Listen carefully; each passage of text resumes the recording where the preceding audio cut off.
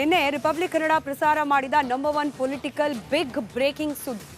ಕುಮಾರಸ್ವಾಮಿ ಅವರು ಕೇಂದ್ರ ಮಂತ್ರಿಗಿರಿಯನ್ನ ಅಲಂಕರಿಸುವ ಸಾಧ್ಯತೆ ಇದೆ ಅನ್ನೋ ವಿಚಾರ. ಇದಕ್ಕೆ ಸಂಬಂಧಪಟ್ಟಂತೆ ಇವತ್ತು ಕುಮಾರಸ್ವಾಮಿ ಪ್ರತಿಕ್ರಿಯೆ ನೀಡಿದ್ದಾರೆ. ಇದರ ಜೊತೆಗೆ ಲೋಕಸಭಾ ಫೈಟ್ ನಲ್ಲಿ 28ಕ್ಕೆ 28 ಕ್ಷೇತ್ರಗಳನ್ನ ಗೆದ್ದು, ಅಂದ್ರೆ ಮೈತ್ರಿ ಬಿಜೆಪಿ ಜೆಡಿಎಸ್ ಮೈತ್ರಿ 28 ಕ್ಷೇತ್ರಗಳನ್ನ ಗೆದ್ದು ಕಾಂಗ್ರೆಸ್ನ ದುರಹಂಕಾರವನ್ನ ಮಣಿಸಬೇಕು. ಸದ್ಯಕ್ಕೆ ನನ್ನ ಮುಂದಿರುವ ಗುರಿ ಟಾರ್ಗೆಟ್ ಇದಿಷ್ಟು ಮಾತ್ರ.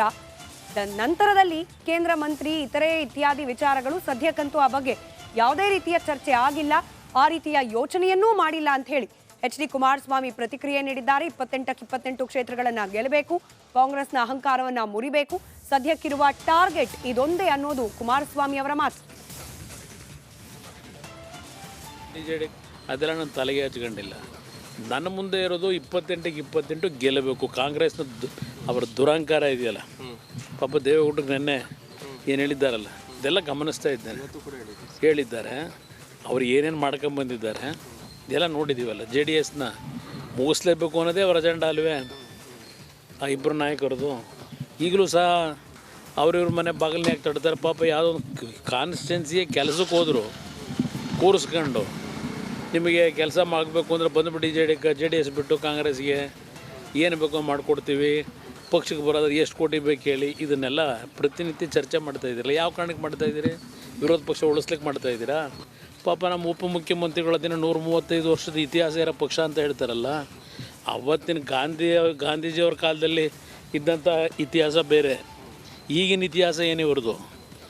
ಅವತ್ತು ಸ್ವಾತಂತ್ರ್ಯ ತರಬೇಕಾದ್ರೆ ಕಾಂಗ್ರೆಸ್ ಪಕ್ಷದಲ್ಲಿದ್ದಂಥ ಹಲವಾರು ಹಿರಿಯಕರು ಅವರ ಮನೆಯ ಆಸ್ತಿಗಳನ್ನು ಮಾರಾಟ ಮಾಡಿ ಸ್ವಾತಂತ್ರ್ಯಕ್ಕೆ ಹೋರಾಟ ಮಾಡಿರೋರು, ಸಂಪೂರ್ಣ ಜೀವನ ತೆಗೆದಿರ್ತಕ್ಕಂಥವ್ರು.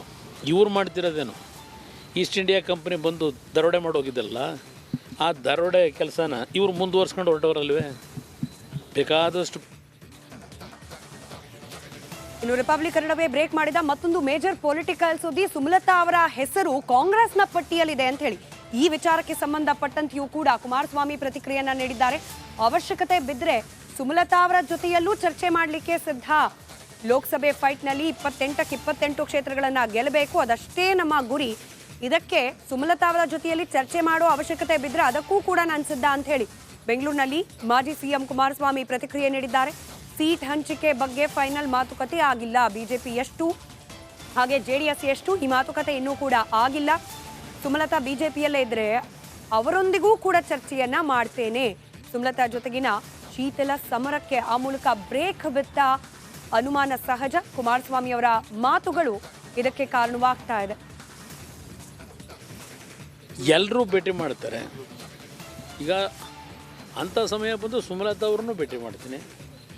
ಅವರು BJPನಲ್ಲೇ ಮುಂದುವರಿಯೋದಾದರೆ BJPಯ ಪರವಾಗಿ ಅವರಿದ್ದರೆ ಅವ್ರನ್ನೂ ಭೇಟಿ ಮಾಡ್ತೀನಿ. ಏನು ನಾವೇನು ಇಲ್ಲಿ ಇಂಥ ಕ್ಷೇತ್ರದಿಂದ ನಾವು ನಿಲ್ತೀವಿ ಅಂತ ಹೇಳಿದ್ದೇವ? ಇಲ್ಲ ಇಂಥವ್ರಿಗೆ ತೊಂದರೆ ಕೊಟ್ಟು ನಿಲ್ಲಬೇಕು ಅಂತ ಇದ್ದೇವ? ಯಾವುದು ಇನ್ನೂ ನಾವು ಚರ್ಚೆನೇ ಮಾಡಿಲ್ಲ. ಇವೆಲ್ಲ ಪ್ರಾರಂಭಿಕ ಹಂತದಲ್ಲಿರ್ತಕ್ಕಂಥದ್ದು. ಈಗ BJP ಪಕ್ಷದಲ್ಲಿರ್ತಕ್ಕಂಥ JDS ಪಕ್ಷದಲ್ಲಿರ್ತಕ್ಕಂಥವ್ರು ನಾವು ಒಟ್ಟಾಗಿ ಒಂದು ಸೌಹಾರ್ದತೆಯಿಂದ ಏನು ಕೆಲಸ ಮಾಡಬೇಕು. ಎಲ್ಲರ ಜೊತೆ ಕೂಡ ಚರ್ಚೆ ಮಾಡೋಣ.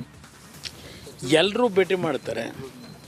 ಈಗ ಮತ್ತಷ್ಟು ಡೀಟೇಲ್ಸ್ನೊಂದಿಗೆ ನಮ್ಮ ಪ್ರತಿನಿಧಿ ಸುರೇಶ್ ಸತೀಶ್ ನೇರ ಸಂಪರ್ಕದಲ್ಲಿದ್ದಾರೆ. ಕ್ಷಮೆ ಇರಲಿ. ಗಮನಿಸ್ತಾ ಇದ್ವಿ ಕುಮಾರಸ್ವಾಮಿ ಅವರ ಮಾತು, 28ಕ್ಕೆ 28 ಗೆಲ್ಲಬೇಕು, ಅದೊಂದು ಗುರಿ ಅನ್ನೋ ಮೂಲಕ ಕೇಂದ್ರ ಸಚಿವ ಸಂಪುಟ ಎಂಟ್ರಿ ಸುದ್ದಿಯನ್ನ ನಯವಾಗಿ ತಿರಸ್ಕರಿಸಿದ್ದಾರೆ. ಅದರ ಜೊತೆಗೆ ಸುಮಲತಾ ಅವರೊಂದಿಗೂ ಚರ್ಚೆ ಮಾಡಲಿಕ್ಕೆ ಸಿದ್ಧ ಅನ್ನೋ ಮಾತು ಕೂಡ. ಡೀಟೇಲ್ಸ್ ಹಂಚ್ಕೊಳ್ಳೋದಾದ್ರೆ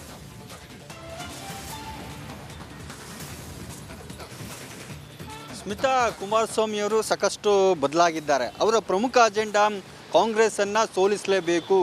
ಏನು ವಿಧಾನಸಭೆಯಲ್ಲಿ 135ಕ್ಕೆ ಹೆಚ್ಚು ಸ್ಥಾನ ಗೆದ್ದರು, ಆ ಹಿನ್ನೆಲೆಯಲ್ಲಿ ಆ ಕಾಂಗ್ರೆಸ್ನ ಈ ನಗಲೋಟಕ್ಕೆ ಅಂದರೆ ಗೆಲುವಿನ ಓಟಕ್ಕೆ ಬ್ರೇಕ್ ಹಾಕಲೇಬೇಕು, ಲೋಕಸಭೆ ಚುನಾವಣೆಯಲ್ಲಿ ಪಾಠ ಕಲಿಸಬೇಕು ಅನ್ನೋ ಗುರಿಯನ್ನು ಕುಮಾರಸ್ವಾಮಿ ಅವರು ಹೊಂದಿದ್ದಾರೆ.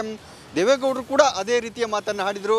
ಆ ನಿಟ್ಟಿನಲ್ಲಿ ಈಗ ಈ ಹಿಂದೆ ಯಾರೆಲ್ಲ ವಿರೋಧಿಗಳಿದ್ರು ಅವರ ಜೊತೆ ಹೊಂದಾಣಿಕೆ ಮಾಡಿಕೊಂಡು ಹೋಗೋಕ್ಕೆ ಕುಮಾರಸ್ವಾಮಿ ಮುಂದಾಗಿದ್ದಾರೆ. ಎಲ್ಲ ವೈಮನಸ್ಸುಗಳನ್ನು ಮರೆತು ಒಟ್ಟಾಗಲಿಕ್ಕೆ ಈಗ ಕುಮಾರಸ್ವಾಮಿ ಅವರು ಮನಸ್ಸು ಮಾಡಿರುವಂಥದ್ದು. ಆ ಹಿನ್ನೆಲೆಯಲ್ಲಿ ಇವತ್ತು ಕೂಡ ಒಂದು ಮಹತ್ವದ ಭೇಟಿ ಆಯಿತು. ಅಂದರೆ ಸಿ ಟಿ ರವಿ ಅವರು ಕುಮಾರಸ್ವಾಮಿ ಅವ್ರನ್ನ ಭೇಟಿಯಾಗಿದ್ರು. ಅವ್ರ ತೋಟದ ಮನೆಯಲ್ಲಿ ಸೌಹಾರ್ದಯುತ ಭೇಟಿ ಮಾಡಿ ಕೆಲವು ಚರ್ಚೆಗಳನ್ನು ಮಾಡಿದರು, ರಾಜಕೀಯ ಚರ್ಚೆಗಳನ್ನು ಮಾಡಿದರು.